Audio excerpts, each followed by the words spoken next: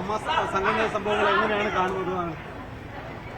എനിക്ക് തോന്നുന്നു 32 വർഷത്തെ ചരിത്രത്തിൽ ആദ്യമായിട്ടായിരിക്കും അമ്മയിൽ ഇങ്ങനെ ഒരു സംഭവങ്ങൾ നടന്ന് കണ്ടതും ഇത്തരത്തിൽ എല്ലാ കാര്യങ്ങളും വിശദമായി മെമ്പേഴ്സിനെ അറിയിക്കുകയും ചെയ്തിട്ടുണ്ടാവുക. അതിൽ ഒരുപാട് സന്തോഷമുണ്ട്. ഇത്രയും മെമ്പേഴ്സ് പാർട്ടിസിപ്പേറ്റ് ചെയ്തിട്ടുള്ളതും ആദ്യമായിട്ടായിരിക്കും എന്നാണ് എനിക്ക് തോന്നുന്നത്. എല്ലാവരുടെയും അവരവരുടെ അഭിപ്രായങ്ങൾ കൃത്യമായിട്ട് രേഖപ്പെടുത്തിയ ഒരു കൃത്യതയുള്ള ജനറൽ ബോഡിയായിരുന്നു ഇന്ന് നടന്നത്.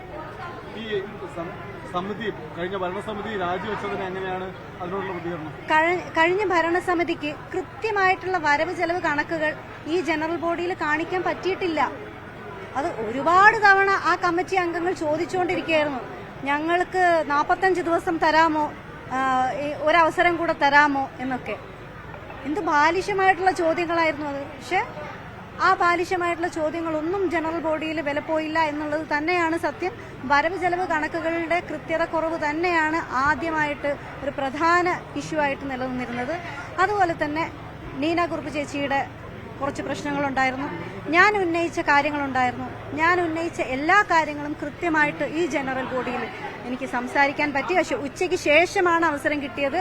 ആ അവസരം തന്നെ ചോദിച്ച് വാങ്ങിച്ചതാണ്. അത് അമ്മയിലെ ഓരോ മെമ്പേഴ്സിനോടും ഞാൻ നന്ദി പറയുകയാണ് എനിക്ക് അങ്ങനെ ഒരു അവസരം ഉണ്ടാക്കി തന്നതിന്. കാരണം ഉച്ചവരെ എനിക്ക് അങ്ങനെ ഒരു അവസരം തരാൻ തയ്യാറായിരുന്നില്ല ഈ കമ്മിറ്റിയല്ല ഇതുവരെ ഉണ്ടായിരുന്ന കമ്മിറ്റി. പക്ഷെ ഇവിടെയുള്ള ഓരോ വ്യക്തിയും എൻ്റെ കൂടെ നിന്നു.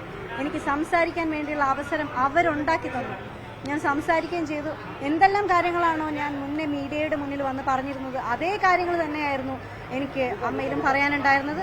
അതുപോലെ തന്നെ വരവ് ചെലവ് കണക്കുകളുടെ കാര്യത്തിൽ കൃത്യത കുറവ് ഞാൻ ആദ്യം മുതലേ ചൂണ്ടിക്കാണിക്കുന്നുണ്ടായിരുന്നു. ആ കാര്യങ്ങളും കൃത്യമായി ഏതൊക്കെ വിഷയങ്ങളിലാണ് ആരൊക്കെയാണ് ഉൾപ്പെട്ടിരുന്നതെന്ന് കൃത്യമായിട്ട് ഞാൻ അമ്മയിലെ ഇന്നത്തെ ജനറൽ ബോഡിയിൽ ഞാൻ പറയുകയുണ്ടായിട്ടുണ്ട്. അപ്പോൾ അത് പറയാൻ പറ്റിയതിലുള്ള ഒരു സമാധാനമുണ്ട് എനിക്ക്. ഉറപ്പായിട്ടും. കാരണം നമുക്കറിയാം, ഒരു നീതിന്യായ വ്യവസ്ഥയിൽ നമ്മൾ മുന്നോട്ട് പോകുമ്പോൾ ഒരുപാട് പ്രൊസീജിയേഴ്സ് ഉണ്ടല്ലേ. ആ ഒരുപാട് പ്രൊസീജിയേഴ്സ് തരണം ചെയ്ത് വേണം ആ നീതി എനിക്ക് ലഭിക്കാൻ. ആ നീതിക്കായി ഇനിയും ഞാൻ മുന്നോട്ട് പോകും എന്നുള്ളത് സത്യം തന്നെയാണ്. ഞാൻ അതിൽ നിന്ന് ഒരു തരി പോലും പിന്നോട്ട് ചലിക്കില്ല. പക്ഷെ ഇന്നിവിടെ നടന്നത് ചരിത്രപരമായിട്ടുള്ള തീരുമാനങ്ങളായിരുന്നു. ഒരുപാട് സന്തോഷമുണ്ട്. ഇനി എനിക്ക് ഈ സംഘടനയിൽ പറയാനുള്ളത്, ഈ കമ്മിറ്റി, അതായത് ഇപ്പോൾ ഇവിടുന്ന് രാജിവെച്ച് ഇറങ്ങി പോവേണ്ടി വന്ന ഈ കമ്മിറ്റി കഴിഞ്ഞ ഓഗസ്റ്റിൽ വന്ന സമയത്ത് പ്രസിഡന്റ് എല്ലാവരോടും പറഞ്ഞിട്ടുണ്ടായിരുന്നു, ഇവിടുന്ന് പോയ അതിജീവിത ഉൾപ്പെടെ പോയ എല്ലാവരെയും തിരിച്ചു കൊണ്ടുവരുമെന്ന്. ഞാൻ ഇനി വരാൻ പോകുന്ന കമ്മിറ്റിയോട് ആദ്യമേ തന്നെ ഞാൻ എൻ്റെ റിക്വസ്റ്റാണ്, ഇവിടുന്ന് പോയവരെ തിരിച്ച് വിളിക്കണം, ഒഫീഷ്യലി വിളിക്കണം.